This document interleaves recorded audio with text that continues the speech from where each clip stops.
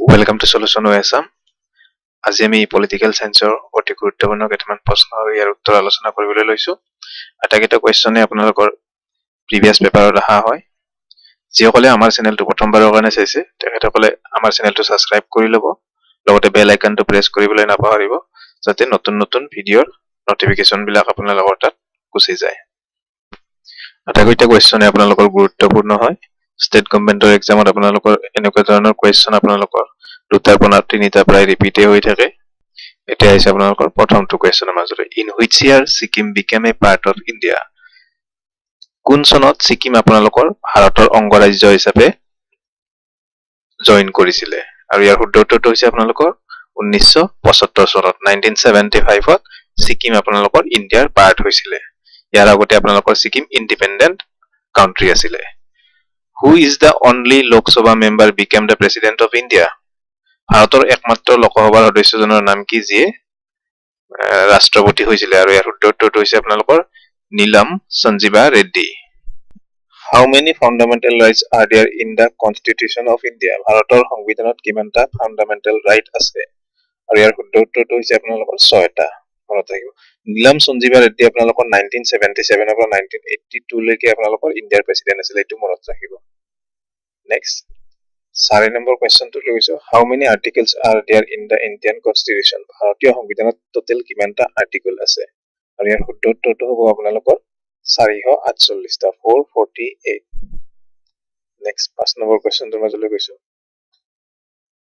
Who is the father of Indian constitution. ভাৰতৰ সংবিধানৰ জনক কাক কোৱা হয়? বা ফাদাৰ অফ ইণ্ডিয়ান কনষ্টিটিউশ্যন কাক কোৱা হয়?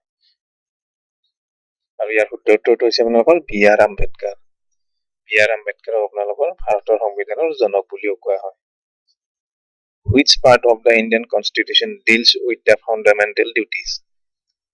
কোনটো পাৰ্ট আপোনালোকৰ ফাণ্ডামেণ্টেল ডিউটিছৰ লগত ডিল কৰে, মানে জড়িত হয় সংবিধানৰ?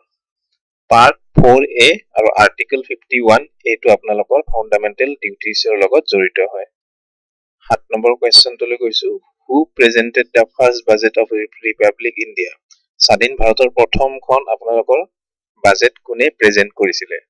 আৰু ইয়াৰ শুদ্ধ উত্তৰটো হৈছে আপোনালোকৰ সন্মুখম চেত্ৰী।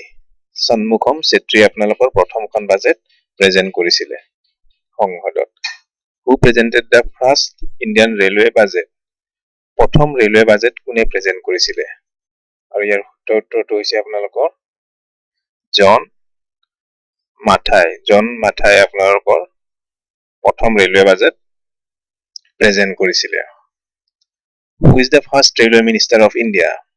ভাৰতৰ প্ৰথম গৰাকী ৰেল মন্ত্ৰী কোন আছিলে?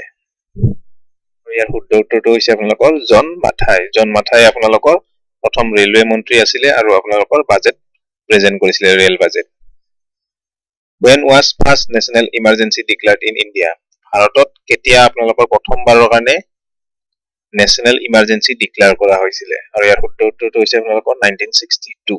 1962ত আপোনালোকৰ ইণ্ডিয়া চাইনাৰ মাজত ৱাৰ হোৱাৰ সময়ত নেশ্যনেল ইমাৰ্জেঞ্চি ডিক্লেয়াৰ কৰিছিলে।